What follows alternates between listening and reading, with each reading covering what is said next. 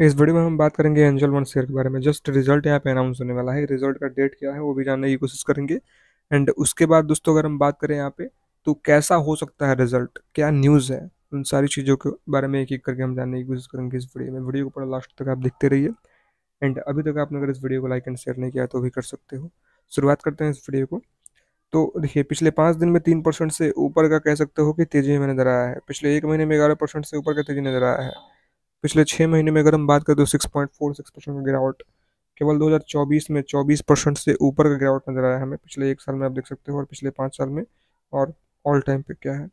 अभी अगर हम बात करेंगे तो देखिए, अपने टॉप लेवल से शेयर में काफी ज्यादा करेक्शन हुआ था। अब थोड़ा सा तेजी नजर आया है, वो अलग की बात है। रिवर्स यहाँ पे हुआ है, रिवर्सल। एकदम से गिरावट हो रहा था बट यहाँ पे रिवर्सल थोड़ा हुआ है फिलहाल। अब देखते हैं कि यहाँ पे क्या फिर से तेजी होके और एकदम से इसको भी ब्रेक करता है जो पहले वाला लेवल था, या फिर कह सकते हो यहीं से फिर से गिरावट यहाँ पे होता है, या फिर जो भी है। बिकॉज जो रिजल्ट है वो काफी मायने रखता है। देखिए, अगर रिजल्ट यहाँ पे किसी भी कंपनी का लगातार खराब आने लगा तो वहां पे गिरावट होता है।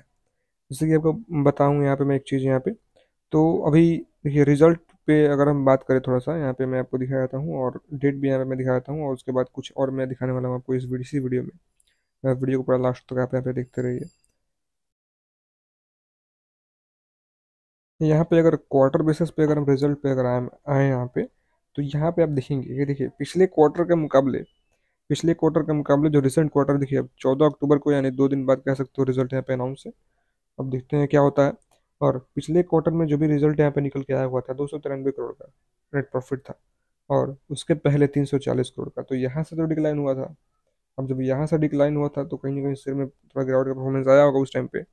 और वहीं अगर पिछले ईयर इसी क्वार्टर के मुकाबले अगर देखा जाए तो यहाँ से काफ़ी अच्छा इंक्रीज है।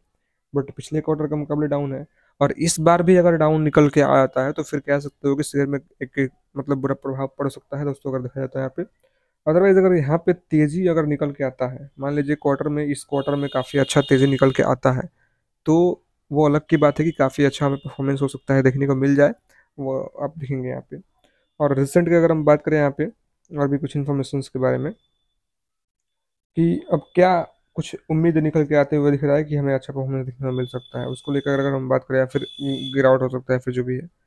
देखिए, 9 सितंबर को यहाँ पे कुछ ये न्यूज़ निकल के आया हुआ था। 9 सितंबर का आई थिंक यहाँ पे, या फिर जो भी है, सितंबर मंथ में न्यूज़ निकल के आया हुआ था। और अभी यहाँ पे अक्टूबर चल रहा है जिससे पता है। तो यहाँ पे आप देखेंगे कि angel one gross client acquisition decline हुआ था 21.1% मंथ ऑन मंथ पे, टू 9 लाख इन अगस्त।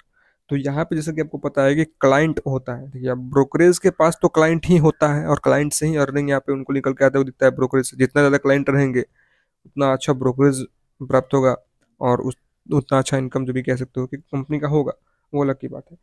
और यहाँ पे कंपनी का जो क्लाइंट एक्विजिशन है, यहाँ पे 21.1% डिक्लाइन देखने को मिला था, अगर हम बात करें यहाँ पे मंथ ऑन मंथ पे। But year on year basis पे यहाँ पे ग्रॉस क्लाइंट कह सकते हो क्वेश्चन रोज हुआ, मतलब अपसाइड में गया 23% से ऊपर का।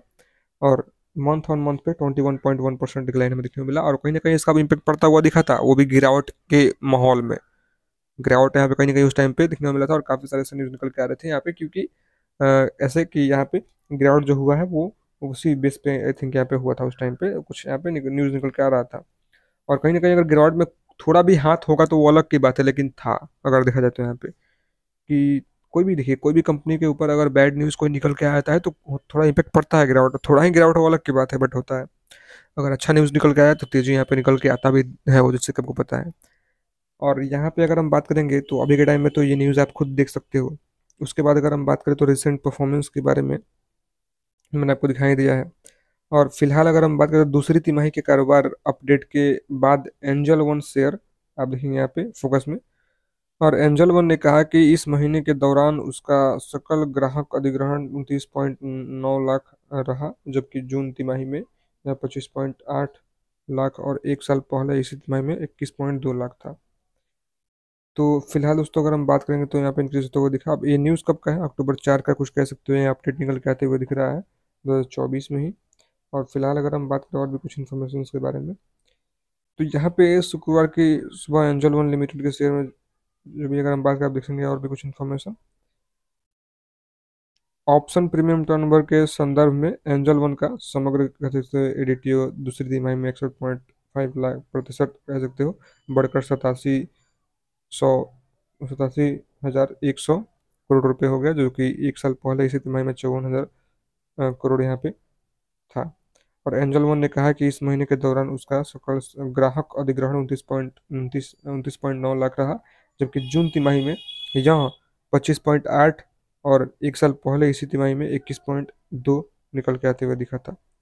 और पिछले साल की अब यहाँ पे समान तिमाही में क्लाइंट बेस 1.7 करोड़ से बढ़कर 2.75 करोड़ हो गया, और इसी तिमाही के औसत क्लाइंट फंडिंग बुक 1407 करोड़ रुपए से 176% बढ़कर 3889 करोड़ रुपए हो गई। और औसत कह सकते हो दैनिक ऑर्डर यहाँ पे 76.40 लाख रहा, जो कि पिछले साल की कह सकते हो समान तिमाही में 53.7 लाख से 42.3% ज़्यादा।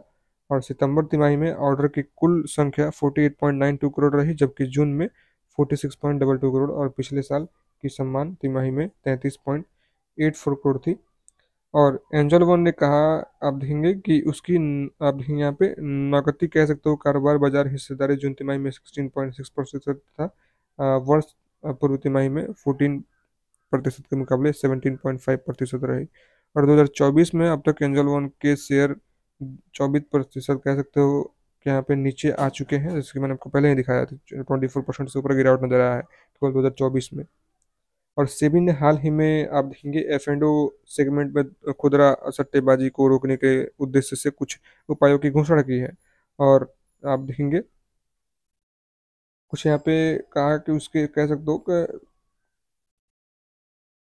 विश्लेषण से वित्त वर्ष 2000 देखेंगे वित्त वर्ष 26 के एंजल वन के लिए आय पर कोई प्रभाव नहीं पड़ता है, और भले ही ऑर्डर का वॉल्यूम 10% कम हो, जबकि कंपनी द्वारा 19.7 रुपये से 25 रुपये तक अपनी प्राप्ति बढ़ाने के सक्षम होने पर 16% की वृद्धि की उम्मीद है।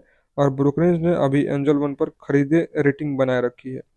अब देखिए ब्रोकरेज का क्या राय है। ब्रोकरेज ने अभी एंजल वन पर खरीदे की रेटिंग में बाई की रेटिंग बनाए रखी है। और आप देख सकते हो कि एंजल वन के वन मुनाफे में आई गिरावट की भरपाई के लिए उचित समय पर कह सकते हो लीवर का इस्तेमाल करेगा। और कुछ आप देखेंगे यहाँ पे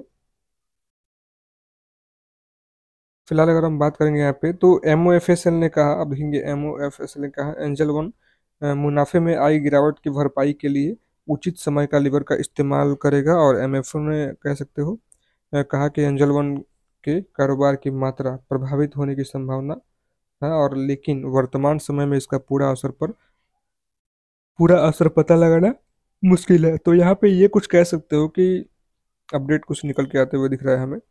अब इसके ऊपर बेस करके आपका ओपिनियन क्या है प्लीज़ नीचे कमेंट में ज़रूर बताइएगा इस न्यूज़ को लेकर। या फिर अगर हम बात करें यहाँ पे तो डेट क्या निकल के आते हुए दिख रहा है उसके ऊपर थोड़ा सा अगर हम बात करने की कोशिश करें यहाँ पे एंजल वन का क्वार्टर का, देखिए 14 अक्टूबर को यहाँ पे आप देखेंगे यहाँ पे निकल के आने वाला है जो भी कह सकते हो यहाँ पे रिजल्ट। अब इसके ऊपर बेस करके आपका ओपिनियन क्या है प्लीज़ नीचे कमेंट में जरूर बताइएगा। क्या लगता है आपको कि अच्छा रिजल्ट आएगा या खराब रिजल्ट आएगा, या फिर जो भी है आपका ओपिनियन क्या है। और अच्छी बात है अगर अच्छा रिजल्ट आ जाए तो अच्छी बात है कि हमें अच्छा परफॉर्मेंस देखने को मिल जाए, और एक फ्रेश एंट्री के लिए रिजल्ट का 2 दिन और वेट करना एक अच्छी बात है। बाकी अगर हम बात करेंगे अभी तक आप अगर वेट कर रहे हो एंजल वन का तो अच्छी बात है कि अगर रिजल्ट अब आएगा उसके बाद आप अपना देखेंगे कि इन्वेस्टमेंट क्या करना है या फिर नहीं करना है जो भी है। बाकी जो लोग पहले ही इन्वेस्टमेंट कर चुके हैं यहाँ पे कितने के प्राइस पे किए हैं नीचे कमेंट में जरूर बताइएगा। फिलहाल चलिए मिलते हैं किसी दूसरे वीडियो में किसी दूसरे इन्फॉर्मेशन के साथ। This video is only for education purpose.